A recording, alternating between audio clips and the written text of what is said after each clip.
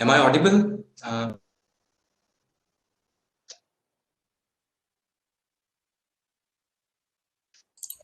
Yes, Hitav, please go ahead. Yes, thank you. So good afternoon, dear attendees, students and IEEE members. Myself, Hetav Rawal, and I would like to welcome you all on behalf of IEEE Signal Processing Society, Gujarat section, to the Technical Talk series. This is the first session in the series of webinars that will be organized on a monthly basis. Our topic for today is recent developments made in the field of quantum machine learning. In the ever-evolving world of technology, we see AI and machine learning play its role in from computational photography in our smartphones to smart vehicle features such as cruise control, lane keep assist, or fully autonomous self-driving cars, to repurposing drugs for treating COVID. So machine learning and AI being such vast fields have a lot to explore. And we today, fortunately, will be exploring something very interesting within that domain thanks to our guest speaker. Some quick announcements for our participants before we proceed with our session. If there are any questions, any queries throughout the talk, please write them down in the chat box. We will have a 3-minute Q&A session after our expert talk, so you can post any questions you have during that period. And our expert speaker will address them in the end. So once the Q&A session concludes, I will convey them to our speaker. Also, at the end of our session, we will be posting a link to a feedback form. So participants will be required to fill it in order to generate their respective certificates. So without further ado, I would like to request Dr. Chirag Pamwala, Chair IEEE SPS Gujarat section, to brief us regarding the signal processing chapter of Gujarat section.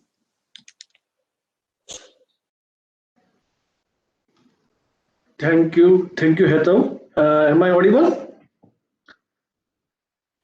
Yes, sir, you're audible. Okay, so let me share my screen.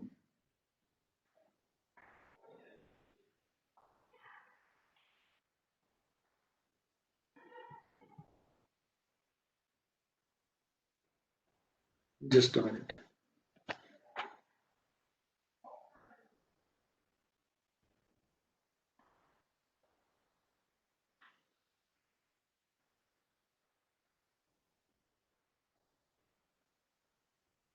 Yeah, is it visible? Yes, sir. Okay, so I'm not taking too much time, but it's my responsibility that when we are starting a new program related to SPS, I have to utter some words related to our own chapter. And thanks, Hedo, to give me an opportunity to share my views. We are one of the more than 220 chapters and student branches among the world, and we are one means we are unique also. That I will share later on that why I am saying that we are unique. This is what our executive committee, and this executive committee belongs to that very young, dynamic, and experienced faculty members and the professional members too. We don't have only academicians, but we have young practitioners also with us in our executive committee, and we all are trying to run so for SPS chapter Gujarat section. Now the programs that we are planning and that we are doing each and every year. So first important program, that is DLDIS talk, that generally we are doing each and every year. That DLDIS means Distinguished Lecture and Distinguished Industry Speaker talk, and this talk is organized in association with IEEE SPS USA, and we are getting a huge fund and good speakers for this particular program. And each and every year we are planning to organize, or we are organizing 4 to 5 programs under this series. So once it will be started, we will let you know. Another our flagship event, that is the new trends in signal processing, that is known as NetSIP, and it was started long back, that is in the 2015, and now this year fortunately we are going to have 4th edition of NetSIP, that is in the DAI city Gandhinagar, and we have already planned related to the speakers and how we are going to organize that event. So we will share all the informations in subsequent stage with all of you. Other major events that generally we are organizing, that one of the events that right now we are witnessing, that is technical talk series that we have started this year.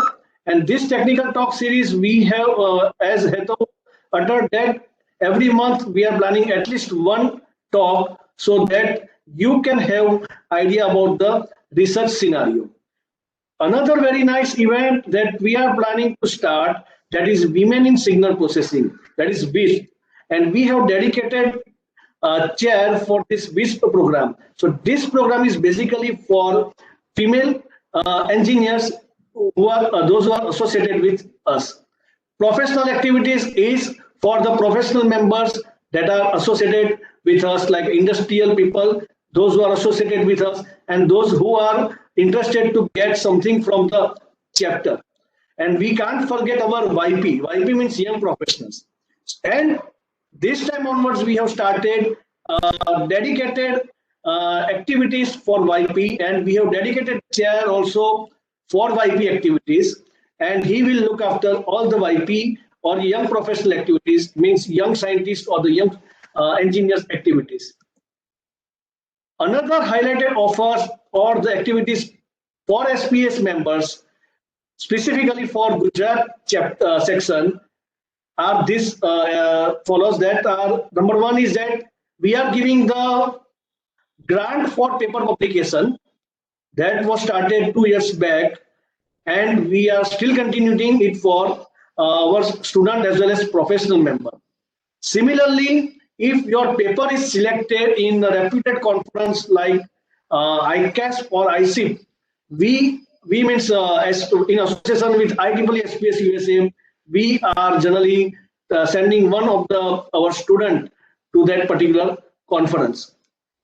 This time onwards, we are planning to start best paper award for journal publication. So this is something new that we are planning to start. Today only we had a discussion with Arpan. We are planning to have some discount in registration fees during any event supported by the chapter. And in some of the events, there are the limitations in the seat, and we are giving first priority to our students in some prestigious event. Student means, sorry, our members. We are also having that the PhD forum as well as UGPG dissertation competition, and this is the added flavor to other than all other events. PhD forum as well as UGPG dissertation competition can enhance the knowledge of the students. Hackathon is also we are planning to start this time onwards, and Arpan and Harshul are also working in this direction. Now these are the activities that we are planning for the our chapter side. Now that student that SPS USA is also supporting some of the student programs like Student Career Luncheon in ICASP and ICIP. So once we are giving you the grant to attend ICASP or the ICIP, you can interact with some of the good companies like Google or Apple or Amazon, and you can have good interaction with them. They have good student competitions in ICASP and ICIP over there. So you can be a part of that student competitions, and they have very handsome prize in that student competition too. You can also fetch a travel grant in ICASP, ICIP, and the Global SIP. So these are the three major events for which you can fetch the travel grant too. And as I told you, you can have the handsome prize amount for ICASP and ICIP student competition, and that prize amount starts from the 5,000 USD and it ends at the 1,500 USD. So each and every year we have this type of the student competition in these two conferences, and we can give the permission to our student member or the professional member over there. Now, student branch chapter support.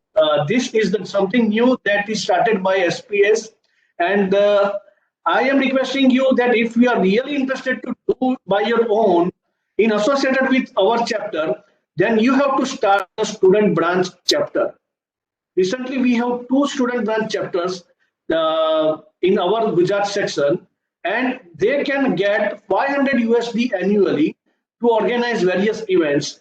And that is also the upfront. That is also mentioned that upfront based on the submission of the proposal and the request. So this is something additional that student branch chapter can get for their own activities. Addition to 500 USD, they can fetch 250 USD annually. That is, if they are enrolling one student, one new member, then they will get 25, and that figure is up to $250 annually. So that is additional. So 500 plus 250, so 750 you can get for doing good programs.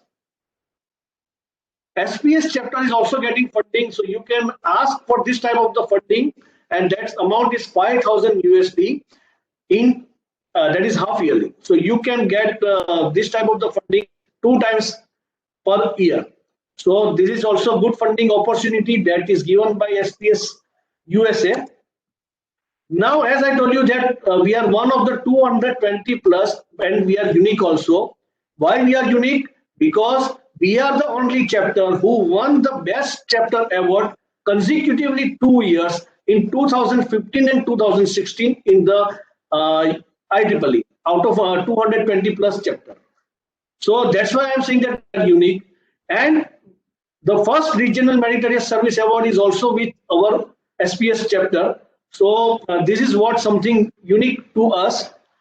Another unique thing is that chapter certification award is also given to IEEE SPS chapter Gujarat section twice, in 2014 also and 2018 also. So we are getting that recognition also. Now about the membership. The membership fee is only 1 USD. And if you want to become IEEE and the IEEE plus SPS member, then for the student only you have to apply one code, that is Future 50. So your amount will become half.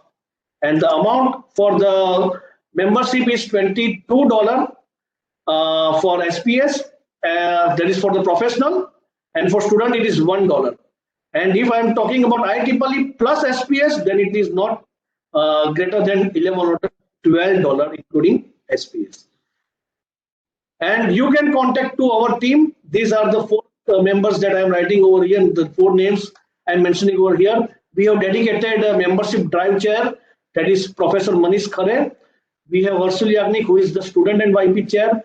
Ankit Dave, he is secretary with us, but he is the student chair with the Gujarat section also. Or you can contact to me also for any query related to membership or any doubt related to chapter activities. So this is all from my end, and sorry for taking too much time. Now, Heather, over to you. Yes.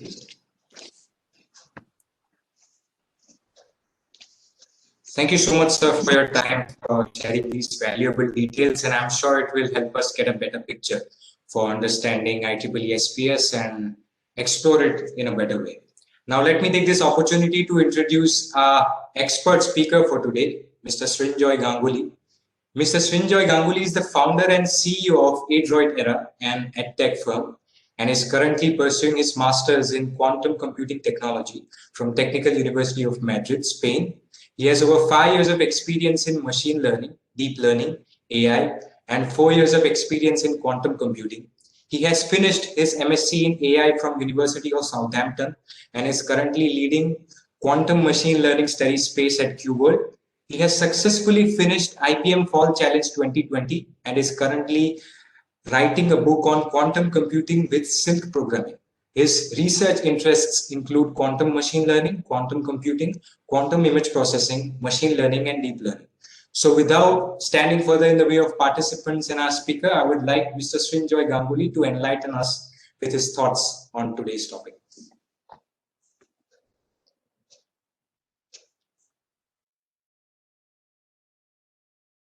Hello. Yeah, am I audible? Yes, Mr. Srinjoy, you're audible. Okay. Yeah, thank you so much, Hetal. Thank you so much, Chirag sir, for the wonderful introduction. And yeah, I'm really grateful to Arpan sir for inviting me and IEEE Signal Processing Society Gujarat. I'm really feel honored to conduct this talk. So let me start sharing my screen.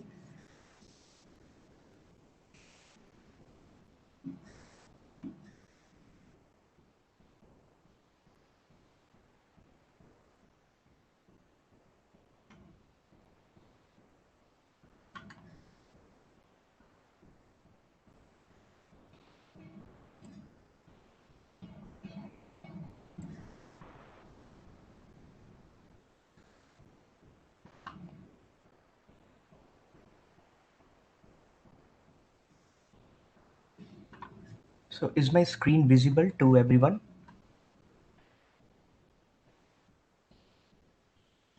Yes, sir. Yes, it is visible. Okay. Is it visible now? Yes. Okay. So let's get started. So what I'm going to do is that I'm going to start with some applications, the recent developments in various applications where quantum machine learning is applied today, and then I will since there is a diverse background, I will just very quickly go through some basics of quantum computation and machine learning, and then we will focus on some basic aspects of quantum machine learning. And in the end, what I'm going to do is that I will show you a small demo using the PennyLane library. So PennyLane library is maintained by Xanadu, which is a Canadian based company for photonic quantum computers. And they have developed this amazing quantum machine learning library, which is open source, hosted on GitHub, and anyone can contribute and anyone can use that. So yeah, we will see a small demo at the end. So let's get started. So one of the key areas of quantum machine learning and even quantum computing too is the medical science area. So here you can see these are the CT images of lungs for COVID-19 detection, and this paper has been published very recently in Medical Archive, something very similar to our General Archive. And you can check this paper, it's really nice. So they have used the technique of quantum transfer learning, just as you have transfer learning in the area of deep learning and machine learning. Very similar to that, they have used the technique of classical quantum. It's like a hybrid approach, that the process of transfer learning for COVID-19 detection. And you can read more about this. So I will go through all these applications quickly just to give you a flavor of what are the recent developments and what are the applications, because many people ask me the questions, what are the applications today? So these are one of the key areas which I'm going to show you where quantum machine learning is applied, and slowly over the years we will develop more and more applications. And very recently, if you might have heard, Cambridge Quantum Computing and Roche, they collaborated together for Alzheimer's disease treatment. So they will be also using quantum machine learning. So CQC is publishing papers on quantum machine learning for past 2 to 3 years, and you can go through their website and see that they have published wonderful papers on various applications for even for drug discovery. So this graph shows you the power of quantum computing, where quantum machine learning algorithms like variational circuit, we will see this, it was used. And you can see in less time, even if the size of data set was huge, still in a less time we were able to analyze all those drug discovery data sets, which contained various disease names and their corresponding drug properties. So this is also hosted in Chemical Archive, just as I mentioned Medical Archive. And I highly recommend that you check this out. This is a nice This is a very nice paper, and it shows you one of the key and prominent aspect of quantum machine learning, how you can use this in medical industry. It is, I can say you that there is a huge usage of quantum computing in chemistry, material sciences, and drug development. So that's one of the key features. And also, along with chemistry, finance is also there. So even quantum machine learning is used in finance as well. So here you can see the KP framework, which is used for calculating risk management in financial markets, in financial services sector. So, for example, all the big banking institutions such as Deutsche Bank or Barclays Bank, all these international banks use these kinds of framework to analyze markets, even stock markets as well. Even stocks are also analyzed using these because there are lots of variables present. And this is another one which you might have heard, which is constrained and unconstrained portfolio optimization. So quantum computing is very good at optimizing things because of its parallel processing power, which we do not find in classical computing. Classical computing is sequential, and quantum computing is inherently parallel, which gives it so much of power to process lots of features simultaneously. So yeah, these are one of the, and of course, the topic is quantum machine learning. So definitely, in classical world, we have lot of data sets, and all those data sets have lots of features. So now the goal becomes is how we can encode those data into quantum states and then utilize the parallel power of quantum computers to gain or extract useful information out of those data. So that's one of the key goal of quantum machine learning. And apart from those areas, quantum machine learning and quantum computing are also applied to transportation industry for optimizing network routes.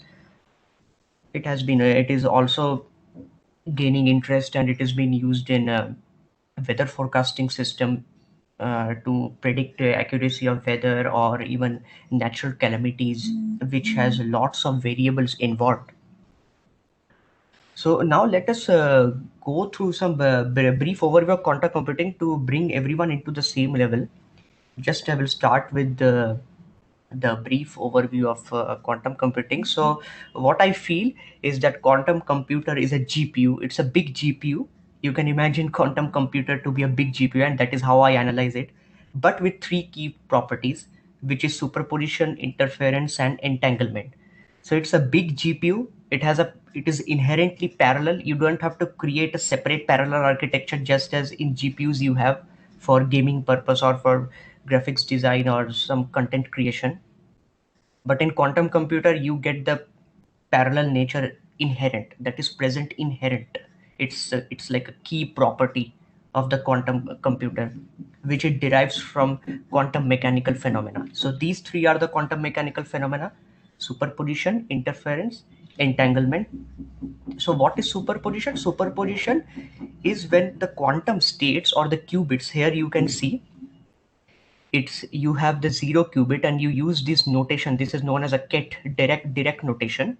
So you use direct notation to denote the quantum states or qubits. In this case, let's call them qubits. So you have the zero qubit, you have the one qubit, but you have this qubit as well, which is known as superposition. So this is something like a complex linear combination. So what happens is that quantum states can remain in a complex linear combination, which people sometimes say that they are remaining like 0 and 1 at the same time. But it's not like that. It's, you can say, it's to bring more clarity, you can say that it's living in a complex linear combination state. Whereas on the left hand side, you can see these blue dots. They are your classical logic bits 0 and 1, which are your voltage levels. 1 is on and 0 is off. But in quantum, this sphere is known as a Bloch sphere. In Bloch sphere is a easy way of visualizing all the single qubit operations which happen on a quantum computer, and you can see how the qubit can rotate and change state from 0 to 1 or 1 to 0, or from 0 to a superposition state of 0 plus 1 divided by root 2. So root 2 is just a normalization constant which comes from one of the properties of quantum mechanics.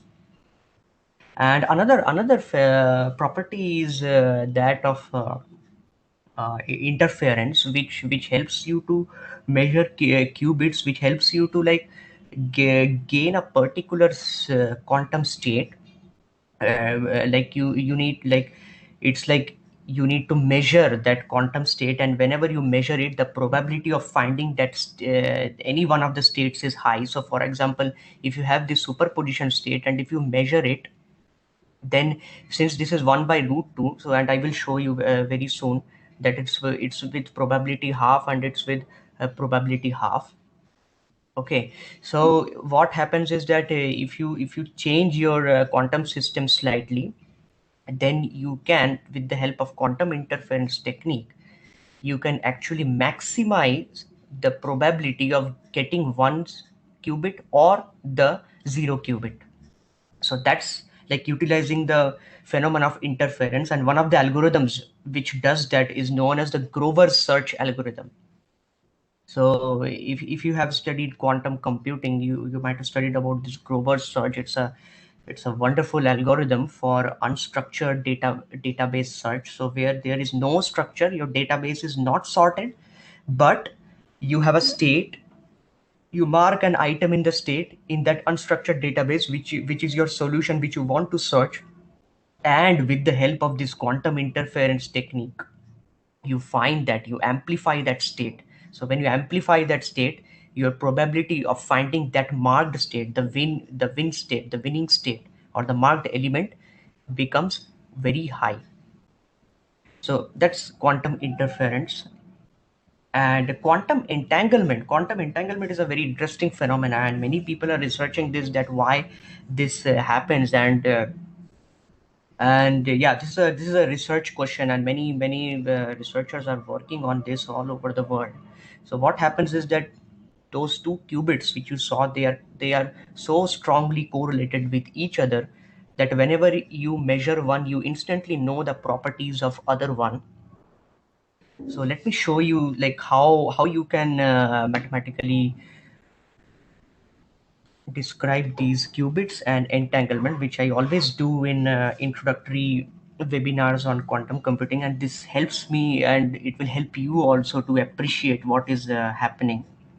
So let's start. So as I told you about superposition, so if you see in superposition, what happens is that you have this state.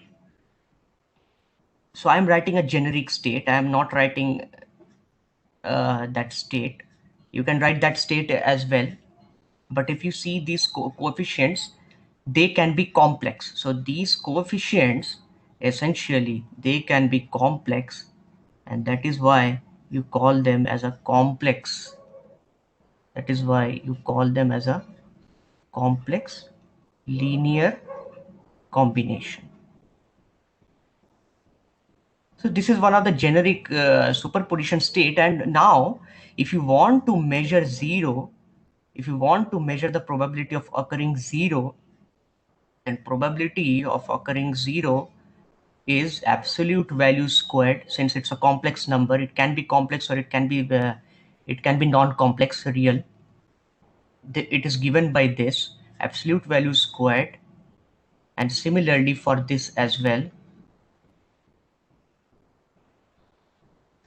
absolute value square. Now if you consider that case where you have 1 by root 2, 0 plus 1 by root 2,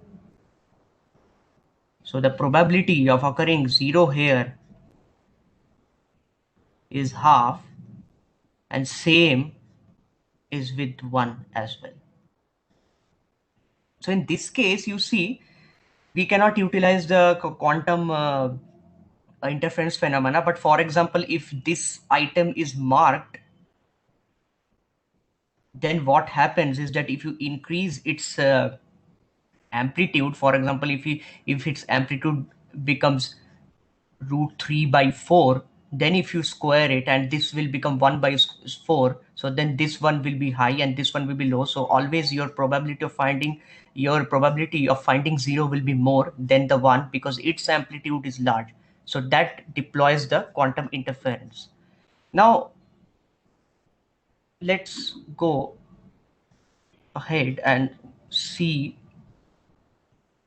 what is entanglement and how do you verify that the state is entangled or not mathematically, because in quantum computing you use the mathematical terminologies a lot and it helps you to visualize things as well.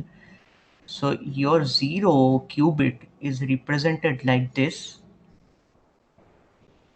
and your 1 qubit is represented like this. And of course, since they are column vectors, you can represent them easily in the Cartesian plane. So they are orthogonal to each other if you want to denote them in the Cartesian plane. So this is here, this is here. Okay, so now what you do to check entanglement, let me give you an example. If you have so entanglement happens only when you have multiple qubits. That means 2 or more qubits. It cannot happen in a single qubit case. So if you have 2 qubits, how will you write 2 qubits?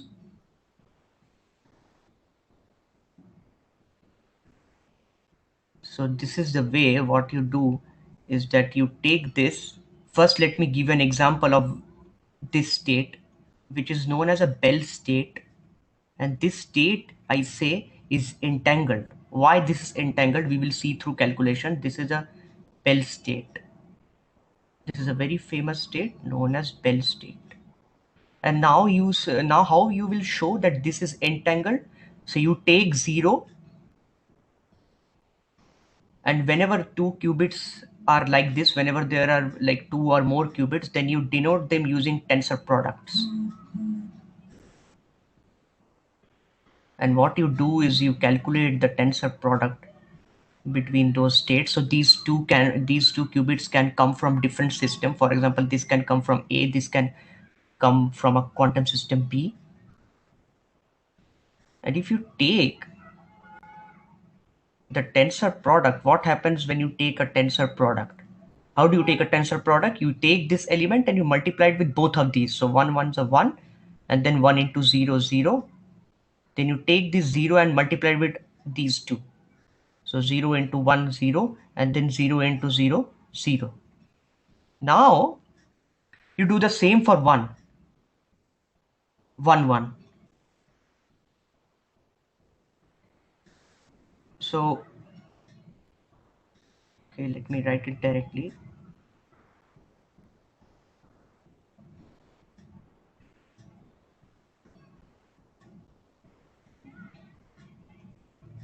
Again the same process, 0 into 0 0, 0 into 1 0, 1 into 0 0, 1 into 1 1.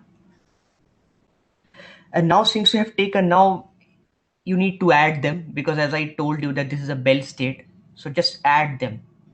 If you add them, and let's ignore the normalization for just a moment, just to make things simple, I want to show you how this is entangled and what is the main criteria to check entanglement. So if you add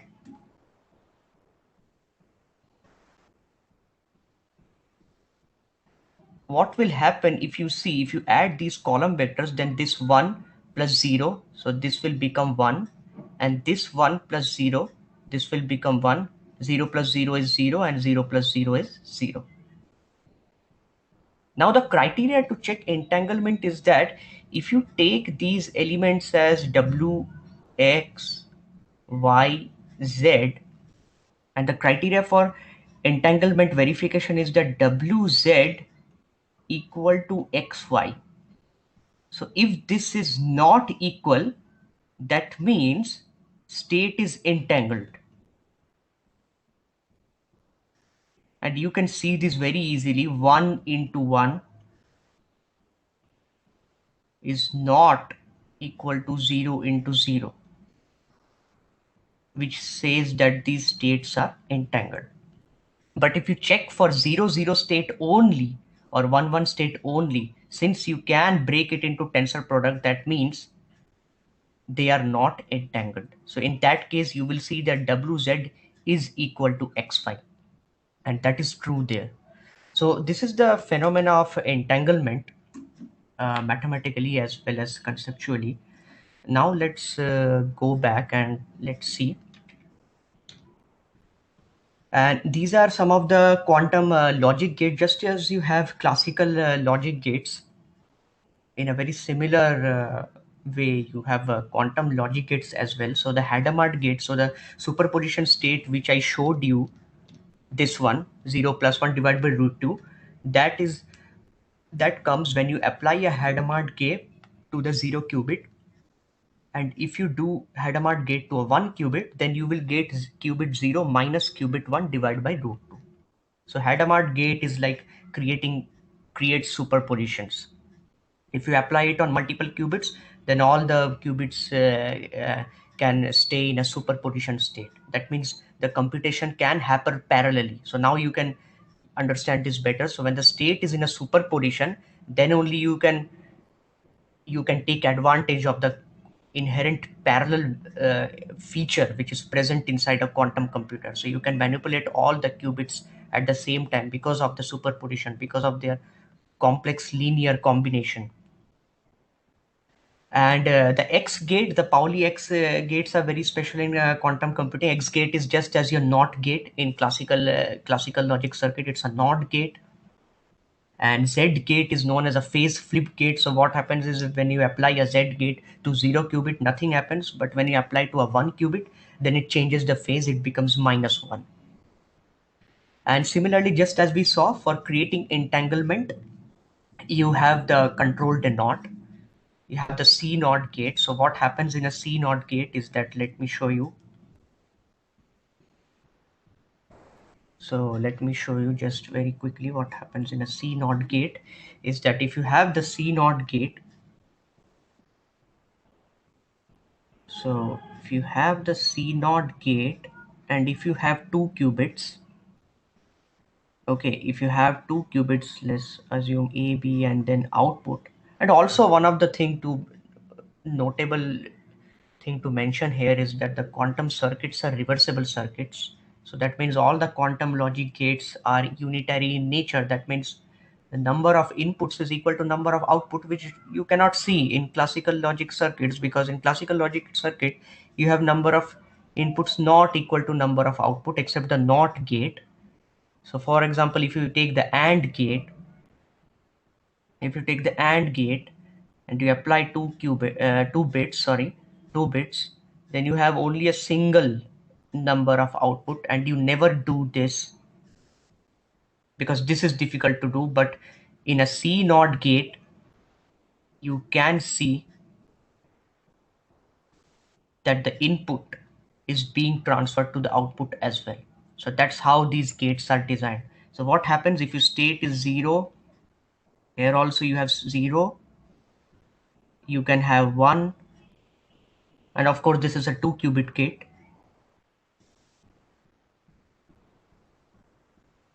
And now what happens is that you have 0, 0. So what happens, it's a control. So this bit is known as control, and this bit is known as target. Okay, so now what happens, whenever the control is 1, this bit is operated. That means this operation gets activated only when the control is in one state. So when it is 0, then nothing happens. 0, 0. When it is 0, this operation will, and this is a NOT operation. That means the X gate will be applied. That means the bits will be flipped. Nothing happens. But as soon as you get 1, this will be now activated. So that means if there was 0 before, it will be flipped. So for example, since it was 0 before here, now it will be flipped. So that means 1 and 1. And same thing for this, since it was earlier 1, now it will become 0.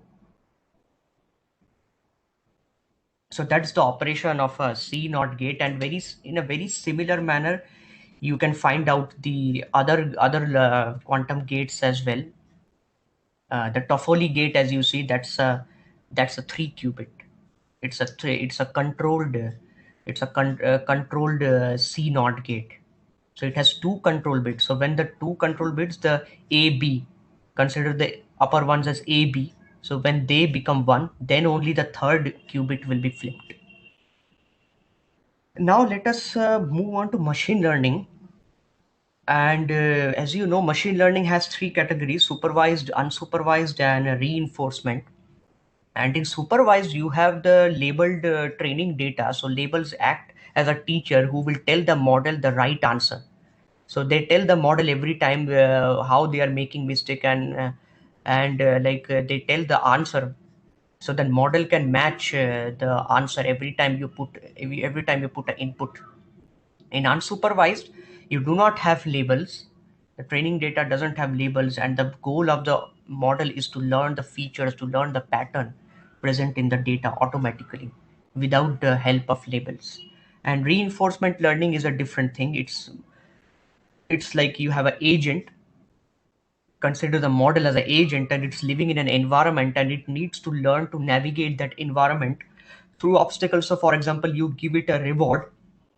It works on a reward mechanism. So if there is an obstacle, you give it a -1 reward. If there is no obstacle and if it is navigating smoothly, then you keep on adding the reward. So you give each successful path it takes, the agent takes, you give a +1 reward. And with that, the maximum accumulation of reward is the target which the agent needs to achieve. So that's the case of reinforcement learning. Now these are one of the common machine learning algorithms which you see in daily life, such as regression, classification. And out of these, I will be showing you the neural networks, which is very similar to the quantum machine learning, which we are going to see.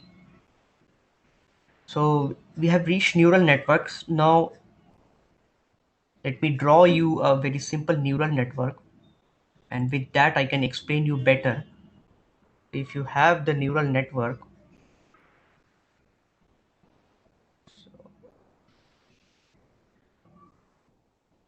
okay, so let me start here. So if you have a neural network which has some inputs, for example, and let's consider that this is the hidden layer, only one hidden layer, and you have one output which will classify. So for example, you put here through an image of a dog or a cat, and now you want your neural network to predict whether it is a dog or a cat. So it will train, this set of weights will be 1, and this set of weights will be 2, and these weights are variable.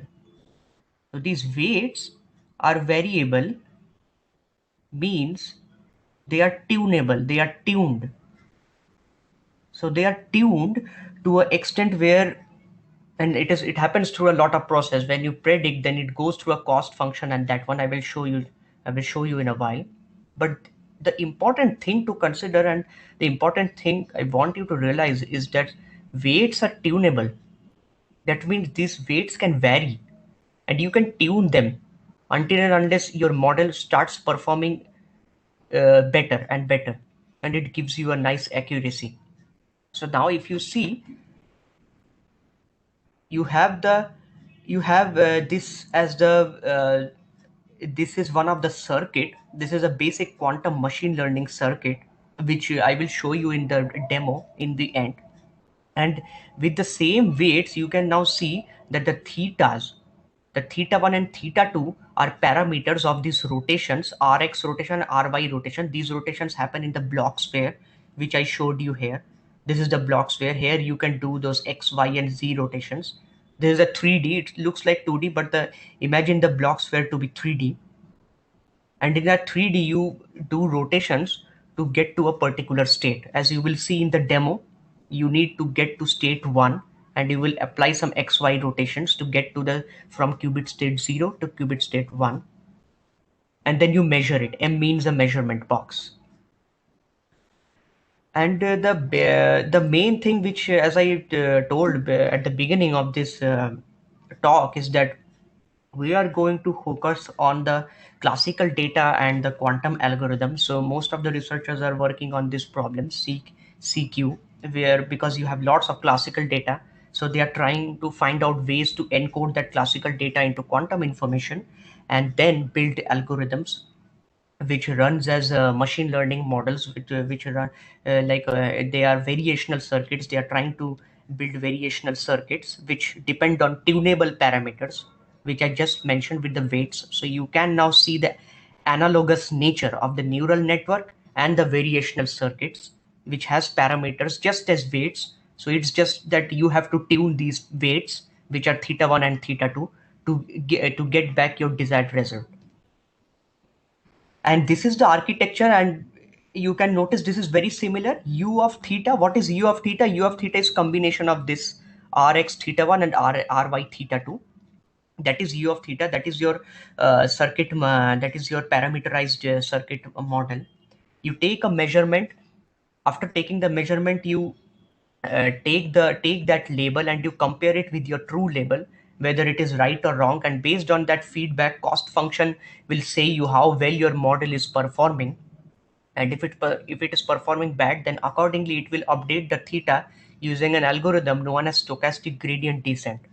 So what happens in stochastic gradient descent is that it takes your data one by one, and it keeps on updating your theta based on the data you give it one by one. So that's the essence. So it is very similar to classical machine learning. Only thing which we have to observe here is that the u of theta is quantum, and the state which I am giving, which is just an example state, which is a zero state, that is also a quantum state. So you can consider the zero state as your data, such as your cats and dog images converted into a quantum data or a quantum state, and then you input it through this quantum variational circuit. And after the circuit runs, you take the measurement, and all the other operations which you see, measurement and comparison and labels, cost function and update, these all are classical.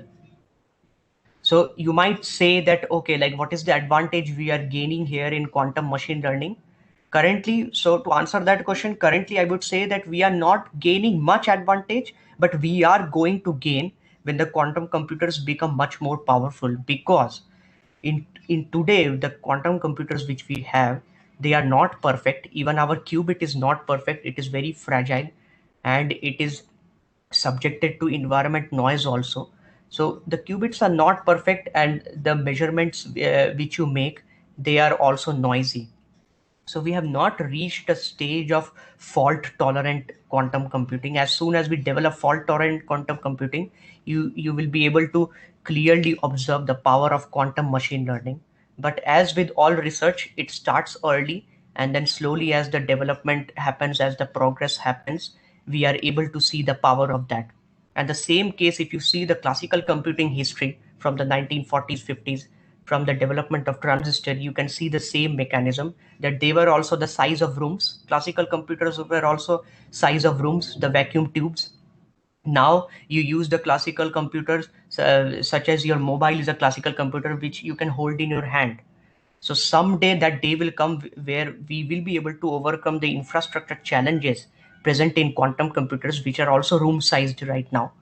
And slowly we will be able to develop and see perfect qubits, fault tolerant quantum computer with less errors, and we will be making it portable as well. And the applications, if you ask, the applications, some of them I have shown you, but still there can be more applications which may arise as soon as the quantum computer starts getting more and more powerful. So that's a point which I want to mention, that it's a very young field. It may feel very incomplete because a lot of research is still done and it's all in the research phase. Nothing is complete yet. Quantum computer is not perfect yet, but a time will come when it becomes perfect and we can then move. So now we come to that interesting part of quantum neural networks. And after that, I think I will show you the demo. And this is just a recent paper from Maria Schuld, who is working at Xanadu, and she has published a wonderful paper just 2 days ago, and I highly recommend you to check it out. It's present on arXiv, and it shows you that the quantum neural network models can be interpreted as kernel methods. The kernel methods which you use in a support vector machine in your machine learning algorithm, in the same way you can interpret these quantum neural networks as a kernel method. So I highly recommend checking that paper out. It's a nice paper. I haven't gone it through fully, but yeah, as far as I have gone through, it's a really wonderful introduction, and it assumes no knowledge of quantum machine learning, and it takes you very beautifully through step by step and explains you how you can create an analogy between quantum neural networks and the kernel methods. So here you see, you put the classical data. This is the classical data on the left. You encode it into quantum states. Then you present it through the hidden layers, and how the hidden layers look like, I will just quickly show you in a diagram how the hidden layers will look like, just as you have in classical neural networks. In a very same manner, you can have it in a QNN. So in a QNN, what you have is that yeah, you have the data, you have the classical data,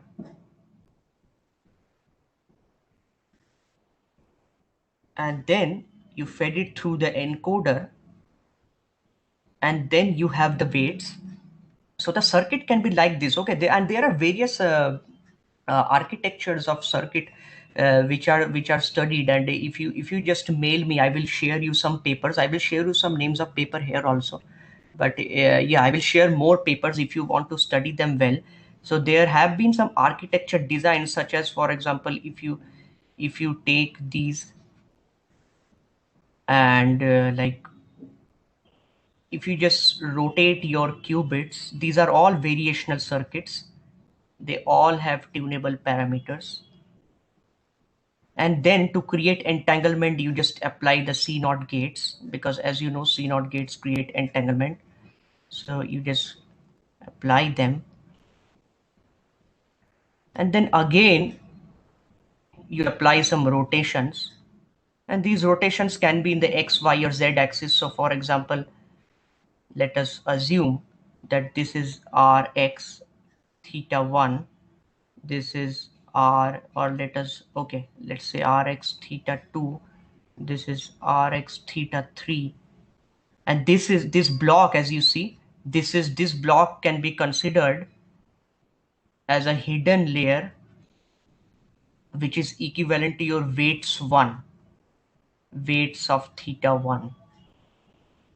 Similarly, Rx theta 4, and like that, or might not be theta 1 but some other notation. So I just mistakenly wrote some other notation, but yeah, you get the point. These are all variational, and thetas will vary, and similarly you can apply ry theta 1 and so on, and then you do some entanglement. To leverage the properties of quantum computing, you need to start with the superposition state. We always start with the superposition state by applying Hadamard's, and then after that you perform operations, you perform CNOTs to take advantage of the entanglement, because quantum computing is all about that. You need to take advantage of superposition and entanglement, otherwise you are not doing quantum computing. It's only simple classical computing. So you need to take advantage of these things, and then you can apply some RZ. And now if you repeat this block again here, if you again repeat this same block, it will become your weight of theta 2, let's assume. So you will actually add another layer. So you can imagine this block to be that layer. That's the analogy what I want you to understand here. And this is essentially your quantum neural network. And this system is very similar to the kernel method. That is what is shown in that paper which I was showing you. That is what it is shown in this paper by Maria. It's a beautiful paper. I highly recommend that you check it out. It's really interesting. And we are almost in the end, just to give you an overview of the several industries which are working on quantum computing. Many of them you might already know, and this is the industry Xanadu. they have developed that Penny Lane library for quantum machine learning, which I'm going to show you. Even Zapata is also working on quantum machine learning and quantum generative models. So as you have GANs, generative adversarial network, and other generative models, so similarly they are working on quantum generative models. And of course Google is there, and Microsoft, they are also working, and there are several companies. D-Wave is working on quantum annealing based system, which are good for optimization problems. So they are not completely gate oriented. The system which I showed you, they are gate oriented quantum computers where you use logic gates, but here they use the process of annealing to accomplish optimization tasks, such as one of the problem which they solved is the traveling salesman problem, which is optimization, which is a combinatorial optimization task. All right, and then to get updated, so how I keep myself updated with the latest quantum news and these industries, these companies, Cambridge Quantum Computing, as you know, they have, as I mentioned, they have collaborated with Roche, so they publish nice papers. Quantum World Association, you can subscribe to all these companies' newsletters, which I have also done, and I always receive news and updates from all these companies. Even on LinkedIn, also, if you follow their page and follow each and everyone carefully, then you will find out all the developments which are happening in the space of quantum computing. QWorld, where I am currently leading the quantum machine learning study space, they organize nice quantum workshops. Just recently, I completed one. So I highly recommend you to check it out because they have nice Q cousins, such as Q India has recently formed, but they have Q Pakistan, Q Turkey, Q Poland, and other countries. They are also trying to bring other countries as well. And they are independently conducting quantum workshops. So what they have divided it into is the bronze workshop and silver workshop. Silver is going to be announced very soon, and the bronze workshop I have attended, so it was based on the basics of quantum computation and the Groover's search algorithm, which I mentioned in the beginning. And these are some of the research papers. You can check them out. They are really nice, and you can see how they have taken the analogy from the classical computing case and just converted all those classical cases into quantum circuits. So that's really beautiful to see. And yeah, it's time for the demo. So let me move on to the demo. So let me zoom a bit. All right, so you can see I am importing libraries Penny Lane as QML, and from Penny Lane I am importing NumPy because they have optimized the NumPy to use with quantum machine learning or the quantum computation stuff. So that's why. So I have imported this library, and now I initialized a quantum simulator. So you have various simulators which can run quantum operations on your classical computer. But all the simulators, as you know, they have a limitation because quantum computing grows as 2 to the power n states, which I showed you in the superposition slide. If you see, if you might have noticed, there can be 2 to the power n states, so there is an exponential increase in the power. So that's why you cannot simulate many qubits and your system will crash. So that's the thing. So there is a limit on simulator, but yeah, you can simulate easily up to 20 qubits or something. So we initialize this device, this quantum device, which is our quantum simulator, and we create a queued node where just it's a quantum object, and put your device into that queue node, wrap it into the queue node, and then you make your circuit and return your measurements in the Pauli Z basis. So Pauli Z is your Z gate. That means your 0 and 1. So 0 and 1 states are also known as computational basis. So we take measurements in basis, and here you can see the same circuit which I showed you here. This is the same circuit, Rx of theta 1, param 0, theta 1, Ry, theta 2. Same circuit we have built, and we are returning measurement, just like this diagram. And now what we do is that we provide some initial parameters 0, 0, and we run the circuit. So we start from the 0 0. These are your angles. These are your angles where your state reside, and from that angle our goal is to reach from 0 to 1. So we want to reach from 0 to 1. So as you see, 1. So it was in 0, but the circuit returns 1. And as to make things simple, we use a simple cost function, which is our quantum circuit itself, to evaluate it, like how the circuit is performing. As I showed you in that architecture, it's the same process. This one, we are following this. So this is the cost function, which is your same cost, which is your same quantum circuit as well. To make the things easier, we have not chosen another cost function, but you can choose and you can definitely tweak. And then we run this algorithm, which is the stochastic gradient descent, with some initial parameters. We initialize some parameters, and oh, sorry, I didn't forgot to run this. And now you have this parameter as 0.87. That means you are almost reaching. If you initialize these parameters, then you are almost reaching this state 1. So more this state is towards 1, so the more you are closer to reaching this state. That means you are going from 0 to 1, 0 to 1. And now we run this algorithm. So as you see, gradient descent optimizer is being defined. And of course, this is a demo from PennyLane. You can check this same demo in the PennyLane as well. It's nicely defined and explained. You start with 100 steps, so you will run your algorithm for 100 steps over your initial params, and you will optimize it. So what happens if I run this cell? You will see that we started as 0 state, 0 point, and then you can see after 25 steps, we have actually reached the -1 state, because we are making measurement on the Pauli Z basis. And as you know, if you measure 1, Pauli Z measures as -1. So if a Z gate, it's something like applying a Z gate. If you have the Z gate, then you have the -1, which shows you that you have actually reached one state from the 0 state. So it started with 0.4, and after 25 it has reached -1. And it also shows you the angles.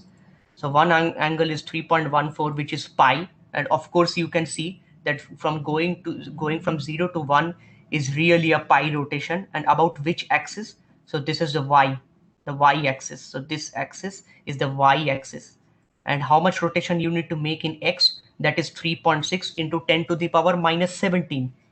So that means it's like 0.00. So it's like negligible. You can consider it to be 0. So that means this answer is 0, comma, pi. So that means in the y-axis, you need to make a pi rotation. And if you do, then you will reach state 1. So that means the circuit is working. So we verified with a variational circuit how a qubit rotation can take place. So that's one of the essence of quantum machine learning. And when the circuits become larger, then you have lots of more parameters and they become more complex. So yeah, so thank you so much. I end with this, and if there are some questions we can take. So yeah, thank you so much. Thank you so much, Mr.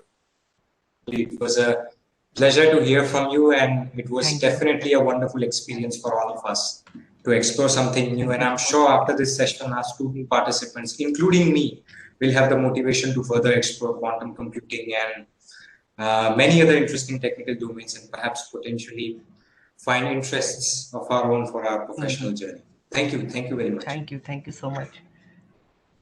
So now we will be proceeding towards the Q&A session. We will be having 3 minutes for that. So if our participants have any questions, please write them down in the chat box.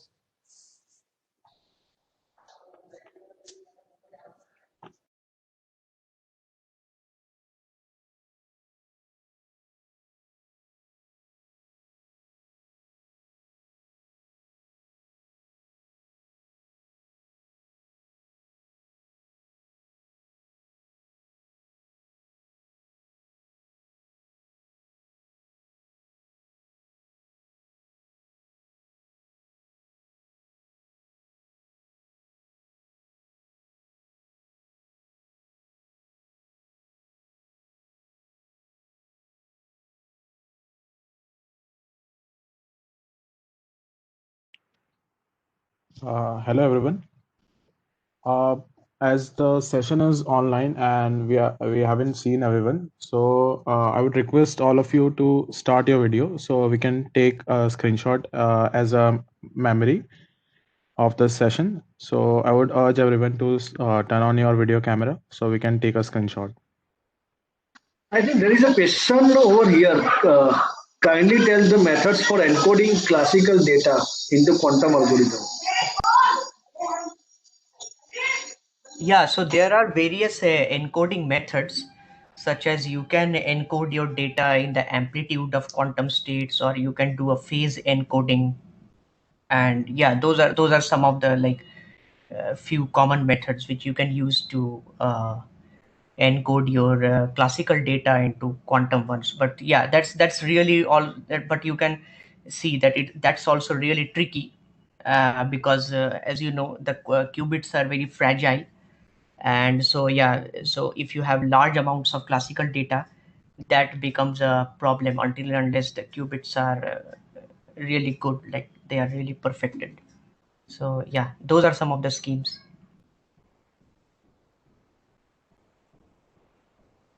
Thank you. There is another question from Poojan Dalal. At what level has quantum computing reached now? Is it capable for classical like neural networks or complex like GNAs?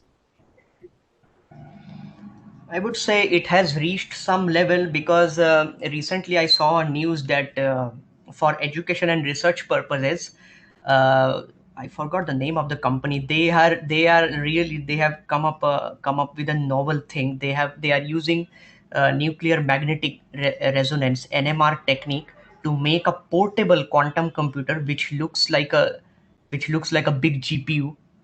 So that's like one of the, like I can say, recent developments. And about the neural networks which you are saying, we really still have some time to dive deep. That's why you will see that many of the research in quantum machine learning is theoretical, but still companies like Xanadu are coming up with some practical programming stuff so that they can reach an audience. And already many institutions related to medicine and finance, they have started to apply quantum computing, even though they are not perfect. Why? Is because we are currently living in the NISQ era, what we call as the NISQ era. So NISQ is NISQ, which is known as noisy intermediate scale quantum computing. So since we are in the NISQ era, so researchers are trying to find out the applications where NISQ, that means noisy level quantum computers, can also be utilized in various applications. So yeah, it's not perfect, but we are slowly reaching there, and we will reach there definitely. But whatever we have now, still we are performing good, in my opinion. Thank you. I would also request everyone to turn on their cameras so that we can take a screenshot and have a memory with this of this session. Have a memory of this session. So please.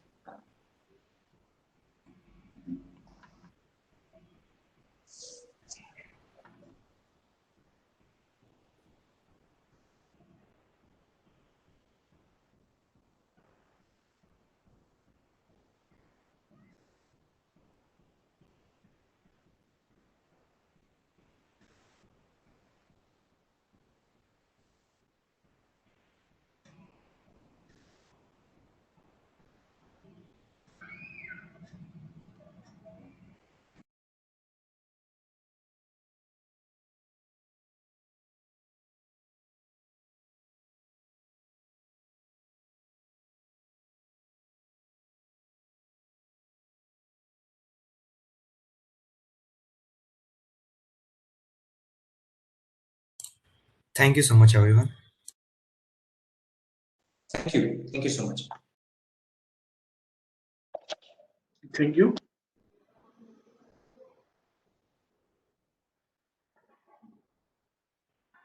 So are there any questions anymore?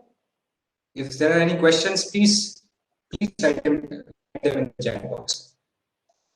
Or if not, then we can If they are not continue with able to this. think of any questions because this is a new field, then I highly Yes. recommend that yeah, you can definitely contact me in my email address, and I will just share my email address with everyone Definitely, that would be that they great. can, yeah, they can contact, and you can also find me on LinkedIn.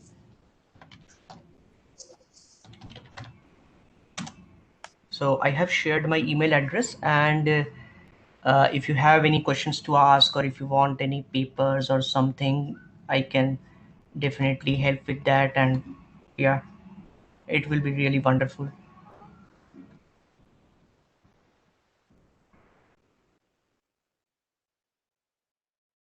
Okay, so I think if there are no questions, then we can proceed with the session.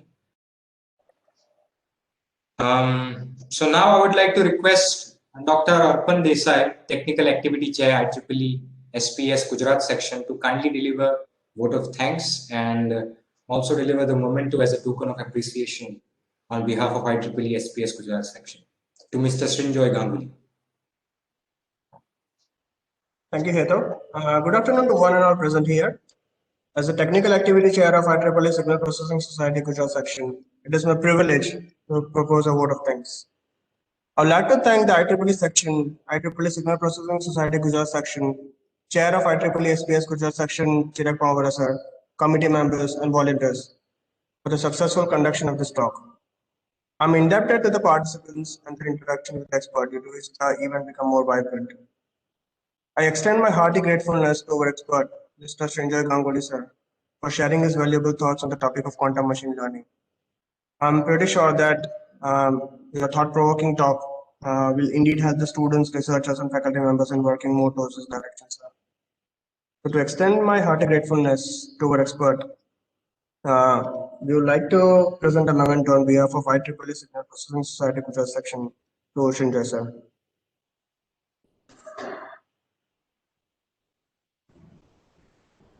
Thank you so much, Arpan sir, for inviting me. I am really grateful to IEEE Signal Processing, and yeah, it's so good to be back because I am also from signal processing background.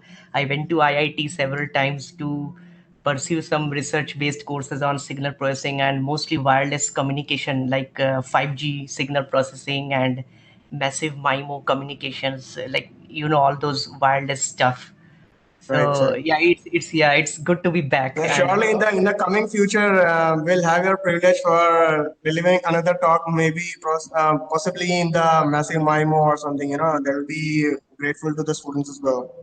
sure, sure, I will be happy to discuss my thoughts on that as well. It's been a long time I haven't touched massive MIMO because I studied at IIT, Right, but right. yeah, it will be good to revise again and yeah, go through Yeah, them. right now for the mobile communication for the 5G especially, massive MIMO has become very hot topic. So Yeah, yes, millimeter wave and massive MIMO. Yeah. yes, of course, of course. So yes, thank you very much once again, Thank you sir. so much, sir.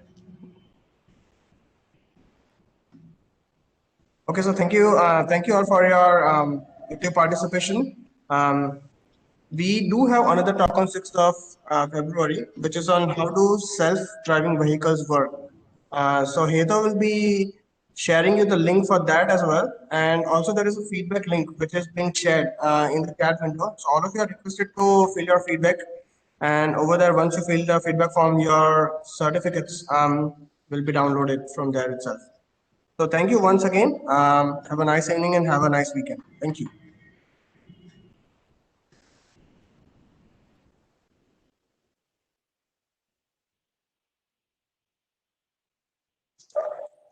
Okay, so I would like to brief all of you regarding the next session before we terminate this session. So I would like to inform our participants regarding the next event, which is dated on 6th of February 2021, scheduled from 9:30 a.m.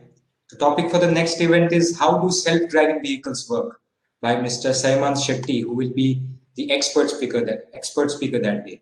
So it will be an excellent opportunity for everyone who participates, and just like today, they will have a fun and an informative experience. So thank you so much, everyone, for participating. Thank you.